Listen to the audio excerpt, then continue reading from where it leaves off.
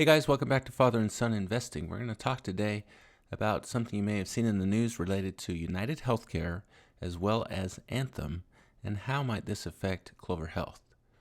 So this is an article that appeared recently in the Star Tribune. They're a newspaper out of Minnesota where they discussed United Healthcare. If you're not aware, United Healthcare is based in Minnetonka, Minnesota.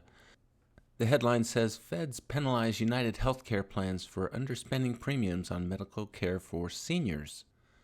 The article goes on to discuss the imposed sanctions that the Federal Centers for Medicare and Medicaid Services, also known as CMS, would be imposing on United Healthcare as well as one Anthem plan.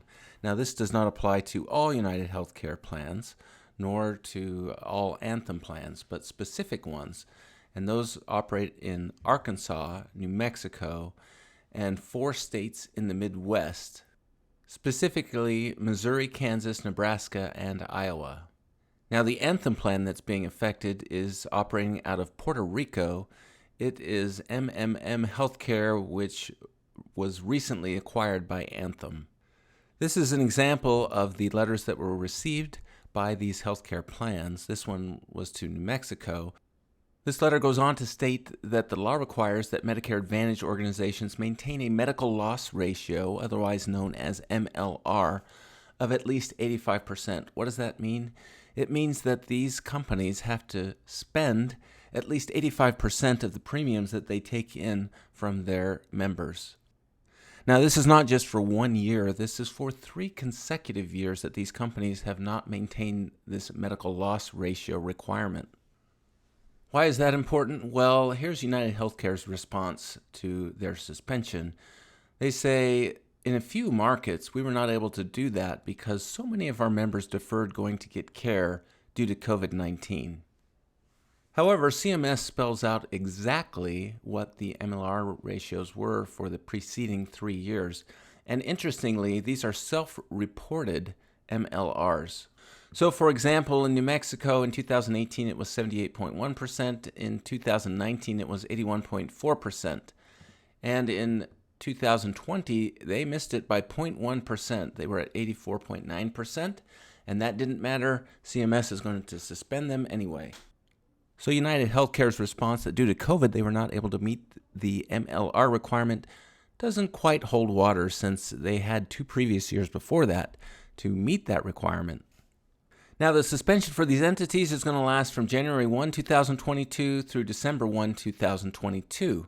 And they can get this suspension removed if they show that for 2021, they have met the MLR ratio. Now, obviously, this does not give these companies much time to change any policies that might be in place to change their MLR ratio for the current year to get it to at least 85%. Now, Anthem does get a little bit of a pass here. Anthem just acquired MMM from InnovaCare in June of this year. Again, MMM operates out of Puerto Rico. In fact, it's Puerto Rico's largest Medicare Advantage plan. Now, the letter does go on to state that these companies do have the opportunity to request a hearing, but it also states essentially that since these percentages are self-reported, that really they anticipate any response to this notice or request of a hearing would be limited to mistakes or errors made by CMS in accepting the reports. Essentially, there's not much chance that these suspensions are going to get reversed. How can United Healthcare and Anthem get these plans back to the 85% threshold? Well, according to a senior fellow at the UCLA Center for Health Policy Research, the plans obviously monitor spending. They know what their revenues are. So they should have a pretty good idea this year whether or not they are in compliance or whether they expect to be. And if for some reason they are not, what they really need to do, I would say, is to issue rebates. That's the best avenue for these plans. Now let's get to how this might affect Clover Health. First of all, we'll just pull up a map of where Clover actually operates out of, and we'll see that they're not competing in any of those regions where things have been suspended. So why am I talking about this in relation to Clover Health? Well, first of all, Clover does not have a problem when it comes to meeting the MLR. They actually call theirs the MCR, medical care ratio. And when we look at theirs, it's 109.2%. What does that mean? They're spending more than they're taking in. In fact, they tried to normalize it so that they could get a better comparison for the future of how they're doing in their business. Normalized, it's 94.4%, so they're still definitely meeting that 85% threshold. They indicated that they're actually spending more during COVID. Direct COVID-related costs got taken out on their normalized ratio. If we look at reduced utilization due to COVID, they do give themselves a little bit of plus there. So essentially their utilization is down, but their costs are up due to COVID. Now, if you're interested in such things, one of the reasons that their CEO, Vivek Garipalli, stated in terms of the utilization not being down as much perhaps as it is with United Healthcare is that they are operating out of a state which has a very high ratio of immunized persons. In states where the immunization level is certainly up, those hospitals are not being overrun as much and procedures are not being canceled as much. Now, how else might this affect Clover? Now, even though Clover is not competing directly with United Healthcare and Anthem in these areas that are being suspended, there is still some hassle factor and some publicity factor here that can affect United Healthcare and Anthem and perhaps have some carryover into regions where they do compete with Clover.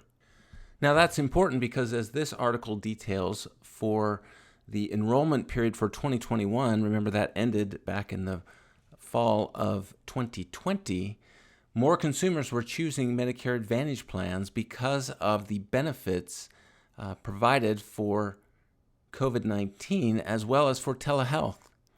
So in summary, these plans for United Healthcare and Anthem will be suspended. It looks like very little chance that they won't get suspended.